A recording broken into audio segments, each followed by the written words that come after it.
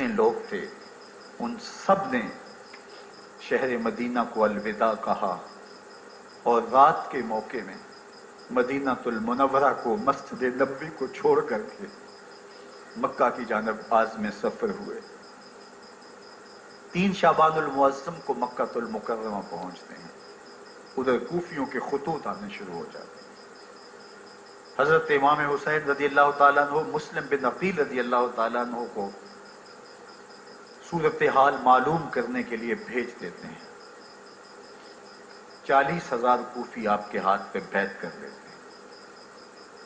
ادھر 25 پیدل حج کرنے والے حضرت امام حسین 8 ذی الحج کو احرام باندھتے ہیں، لیکن آپ کو پتہ چلتا ہے کہ حاجیوں کے روپ میں قاتل چھپا دیے گئے، تو آپ اس احرام کو حج کی بجائے عمرے میں بدلتے ہیں اور کوفے کی جانب عازم سفر ہوتے ہیں۔ کائنات والو، ذرا سینے پہ ہاتھ رکھ کے دیکھو کہ یہ کتنا مشکل مرحلہ تھا۔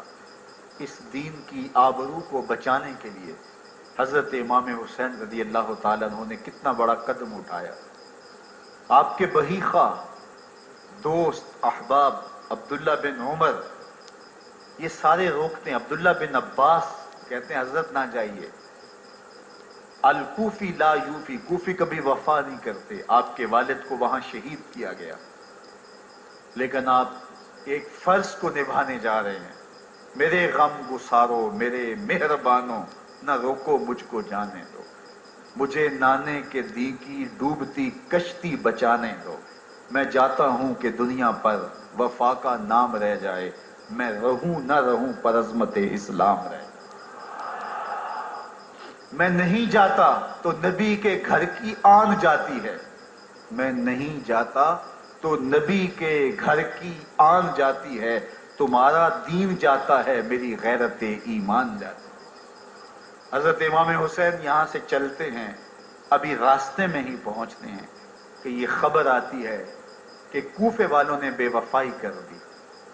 حضرت مسلم بن عقیل رضی اللہ تعالیٰ عنہ کو شہید کر دیا گیا، نعمان بن بشیر معزول کر دیے گئے، ابن مرجانہ ابن زیاد وہاں متعین کر دیا گیا جو سخت گیر شخص تھا، اور اس نے لوگوں کو ڈرایا، دھمکایا، اور کوفے کے لوگوں کے دل بدل گئے اور وہ بیعتیں توڑنے لگے۔ وہ منظر مسجد کوفہ کا کتنا دلگداز تھا۔ جب امام نماز کے لیے کھڑے ہوئے تو 40,000 لوگ آپ کے پیچھے تھا۔ جب سلام پھیرا اور امام نے دیکھا کہ پیچھے لوگ نہیں ہیں، پھر لوگوں نے اپنے دروازے بھی بند کر دیے۔ رات کی تنہائیاں ہیں اور حضرت مسلم بن عقیل کو کوئی پناہ دینے والا نہیں۔ لوگوں نے دروازے بند کر دیے کہ کہیں ہمارے گھر میں نہ آ جائیں اور ہم مشقت اور حکومتی تشدد کا شکار نہ ہوں۔ کتنا دردناک لمحہ ہے حضرت مسلم بن عقیل رضی اللہ تعالیٰ عنہ پہ، اور پھر حضرت مسلم بن عقیل بے دردی سے شہید کر دیے جاتے ہیں۔ آپ ابھی راستے میں ہیں، یہ ساری کہانی پہنچتی ہے کہ حضرت مسلم شہید کر دیے گئے اور بے دردی سے شہید کر دیے گئے۔ وہ جنہوں نے خط لکھے تھے کہ ہم آپ کے ساتھ ہیں اور ہم منتظر ہیں، چشم برا ہیں، آپ کے قدموں کی چاپ سننے کے لیے بےتاب ہیں، آج انہوں نے بیعتیں توڑ دی۔ 40,000 کوفی منحرف ہو گئے۔ مسجد کوفہ کا وہ منظر کس قدر روح کو تڑپا دینے والا تھا۔ ہم پچھلے سال عصر اور مغرب کے درمیان جب کوفہ پہنچے تو سورج ڈوبنے کے قریب تھا۔ میں نے اپنی زندگی میں اتنا اداس موسم کہیں نہیں دیکھا جتنا اداس موسم کوفے میں دیکھا۔ ایسے لگتا تھا جس طرح کوفے کی آب و ہوا آج بھی شرمندہ ہے۔